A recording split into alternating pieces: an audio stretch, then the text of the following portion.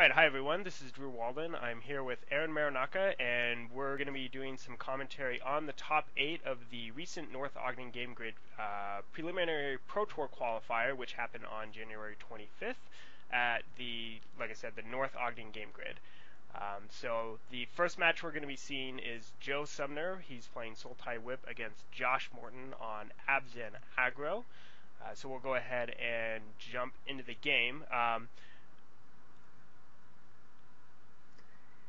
And Joe is a longtime Utah player, part owner of Game Grid. Is that right, Drew? Yes, that is correct. And we have some lands being played.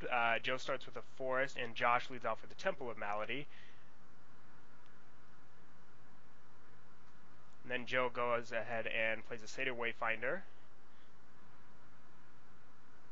And it's a good one. Mine usually hits nothing. So So he thinks for a second. He's picking up maybe the island, possibly the forest.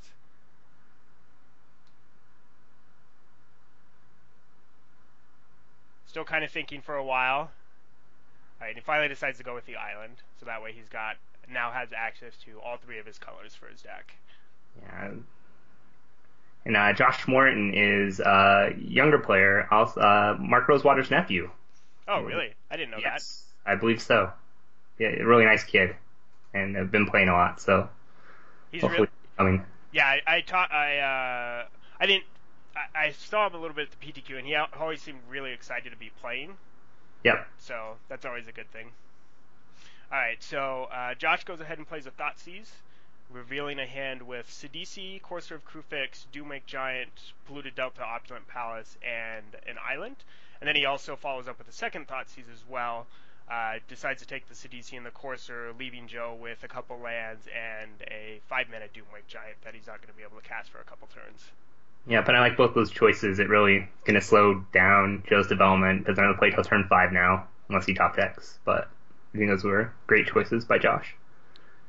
Joe goes ahead and sacrifices a Polluted Delta, searching for, see here in a second, for a swamp, and passes the turn back.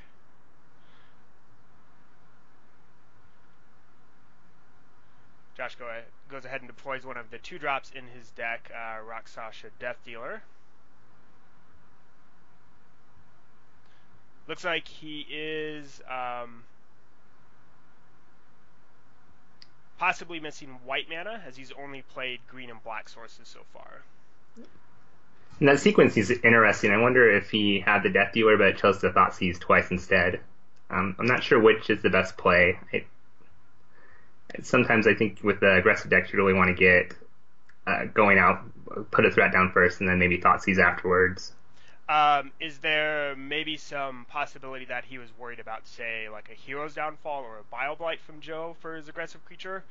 Sure, and I think that's definitely a good play. And also maybe you just want to take a look and see if there's a Courser there, because that's the best turn 3 drop for the Sultai Whip deck and can really stall out the board. So here we have Josh, does play his White Swords in a Mana Confluence, decides to attack with his Death Dealer. Joe lines up a double block, forcing Josh to go ahead and use mana to activate the Death Dealer to keep it from dying in combat.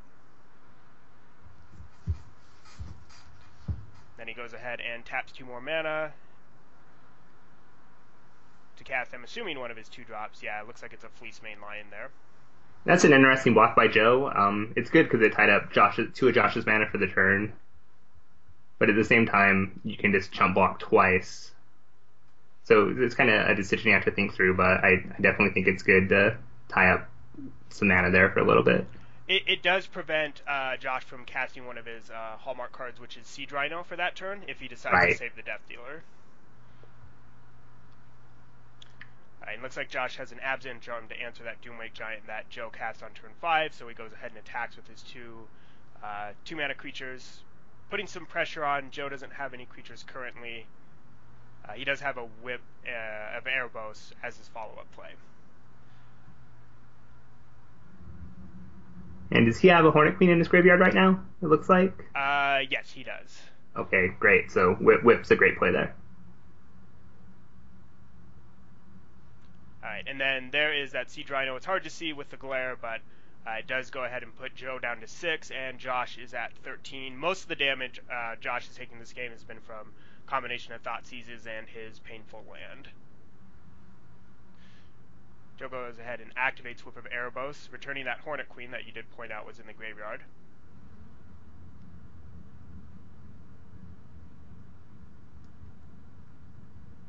And then he also goes ahead and gets that free attack in, giving him a little bit more life.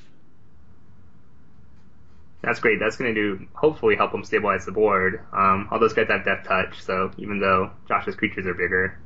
And it looks like Josh was able to cleanly answer the Hornet Queen tokens with Bile Blight. Oh, well, forget everything I said.